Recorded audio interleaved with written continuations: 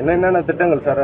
இன்னும் 2 மாதம் இருக்குது தேர்தலுக்கு, என்னென்ன திட்டங்கள் நம்ம ஒன்று பண்ணியிருக்கோம்? இந்த அரசு பொறுப்பேற்ற பிறகு பல பணிகள், உள்கட்டமைப்புக்கான பணிகளை அரசு மேற்கொண்டு பொதுப்பணித்துறை மூலமாகவும் மற்றும் உள்ளாட்சித்துறை மூலமாகவும் பல பணிகளை செய்து முடித்து கொண்டு வருகிறது. பல பணிகள் தொடங்கப்பட்டு நடந்து கொண்டிருக்கிறது.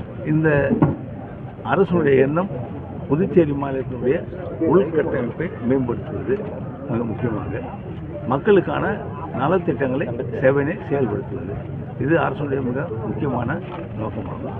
நல்ல கல்வி, நல்ல மருத்துவ வசதி, அடிப்படை வசதிகள் மக்களுக்கு கொடுக்கப்பட வேண்டும் என்பது அரசுடைய ஒரு எண்ணம்.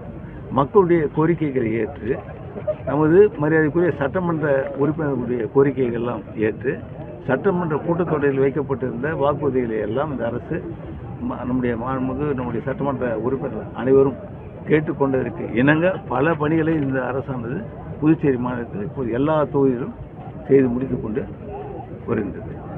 இந்த அரசுடைய எண்ணம் புதுச்சேரி மாநிலம் ஒட்டுமொத்த வளர்ச்சியை காண வேண்டும் என்பதுதான்.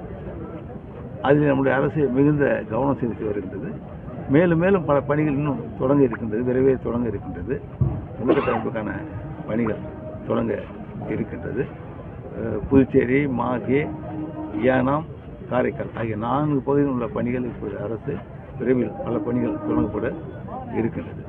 அதாவது இந்த அரசுடைய எண்ணம் ஒரு நல்ல அரசாக செயல்பட்டு மக்களுக்குரிய குறைகளெல்லாம் கேட்டு அறிந்து அதற்கேற்ப அதை தீர்ப்பதிலே மிகுந்த கவனம் செலுத்தி எல்லா திட்டங்களையும் செயல்படுத்தி வருகிறது.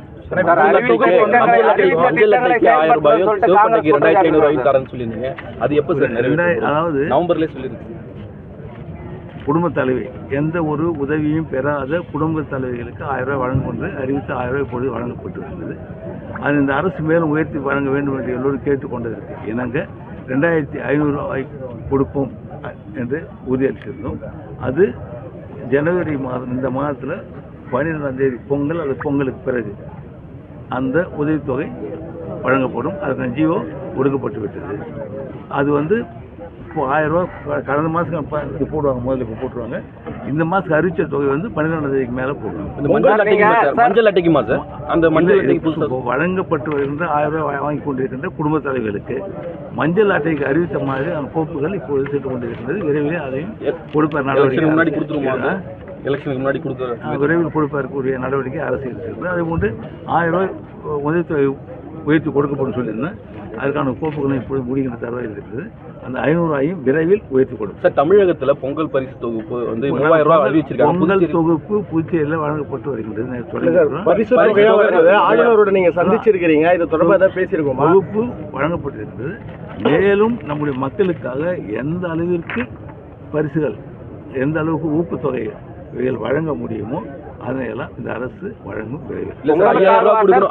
தமிழகத்தில் 3000 ரூபாய் சொல்றீங்களா இல்ல பொதுவா சொல்றீங்களா சார்? இந்த ஊக்கத்தொகை பொங்கலுக்காக சொல்றீங்களா இல்ல பொங்கலுக்கும் கொடுப்போம், பொங்கல் காட்சியும் கொடுப்போம். சார், இந்த போலி மருந்து விவகாரத்தில் அரசு வெளிப்படை தன்மை இல்லைன்னு சொல்லி எதிர்க்கட்சி தலைவர் சிவா ஒரு குற்றம் சாட்டியிருக்காரு.